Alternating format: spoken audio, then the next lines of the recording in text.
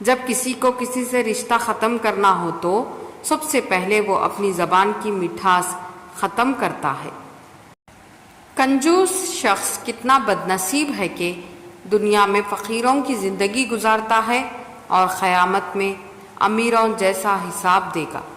جب کبھی تمہیں اپنے رزق میں کمی نظر آنے لگے تو کچھ مال اللہ کو دے کر اللہ کے ساتھ تجارت کر لیا کرو۔ حضرت علی کا یہ قول مجھے بہت پسند ہے۔ زندگی میں ہر جگہ پھول بکھیرتے جاؤ، ایک جگہ اپنے لیے باغ لگا ہوا پاؤ گے۔ پرندے اپنے پاؤں اور انسان اپنی زبان کی وجہ سے جال میں پھنستا ہے۔ گفتگو میں نرمی اختیار کرو کیونکہ لہجے کا اثر الفاظ سے زیادہ ہوتا ہے۔ کسی کا عیب تلاش کرنے والے کی مثال اس مکھی سی ہے جو سارا خوبصورت جسم چھوڑ کر زخم پر بیٹھتی ہے۔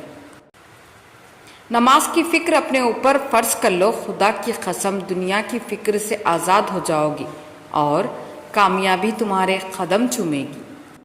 جس انسان کی جان نکل جائے تو وہ زندہ نہیں رہتا، اور جس انسان سے احساس نکل جائے تو پھر وہ انسان ہی نہیں رہتا۔ دو باتیں ساری زندگی کام آئیں گی، ایک غصے کی حالت میں کوئی فیصلہ نہ کرنا، دو خوشی کی حالت میں کوئی وعدہ نہ کرنا۔ انسان کے جسم کا سب سے خوبصورت حصہ دل ہے، اگر یہی صاف نہ ہو تو چمکتا چہرہ کسی کام کا نہیں۔ جو حق کو چھوڑ کر عزت کا طلبگار ہوتا ہے وہ ذلیل ہو کر رہتا ہے، اور جو حق کے ساتھ دشمنی رکھتا ہے ذلت اس کا ہمیشہ کے لیے مقدر بن جاتی ہے۔ اپنے اندر پرندے کی طرح عاجزی پیدا کرو جو آسمان کی بلندیوں کو چھو کر بھی گردن جھکا کر رکھتا ہے، اور بے شک عاجزی اللہ کو پسند ہے۔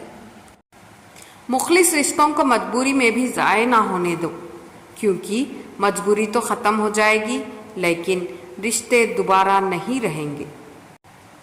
اپنے حوصلوں کی پرواز اونچی رکھو، ایک دن مکان بھی بن جائے گا اور مقام بھی بن جائے گا۔ رزق کے پیچھے اپنا ایمان خراب مت کرو، کیونکہ روزی انسان کو ایسے تلاش کرتی ہے جیسے مرنے والے کو موت۔ اگر رزق عقل و دانش سے ملتا تو جانور اور بیوقوف زندہ ہی نہ رہتے۔ جب تمہارے دل میں کسی کے لیے نفرت پیدا ہونے لگے تو فوراً اس کی اچھائی کو یاد کرو۔ قرآن کے علاوہ اور کہیں ہدایت تلاش مت کرو، اگر ایسا کرو گے تو گمراہ ہو جاؤ گے۔ محبت سب سے کرو، لیکن اس سے اور بھی زیادہ کرو جس کی دل میں تمہارے لیے تم سے بھی زیادہ محبت ہو۔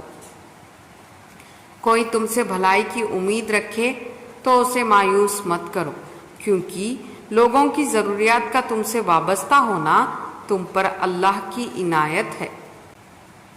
جس گھر کی خواتین میں سے کسی کا نام فاطمہ ہو اس گھر میں فخر و مفلسی داخل نہیں ہوتی۔ اچھے لوگوں کا تمہاری زندگی میں آنا تمہاری قسمت ہے اور انہیں سنبھال کر رکھنا تمہارا ہنر ہے۔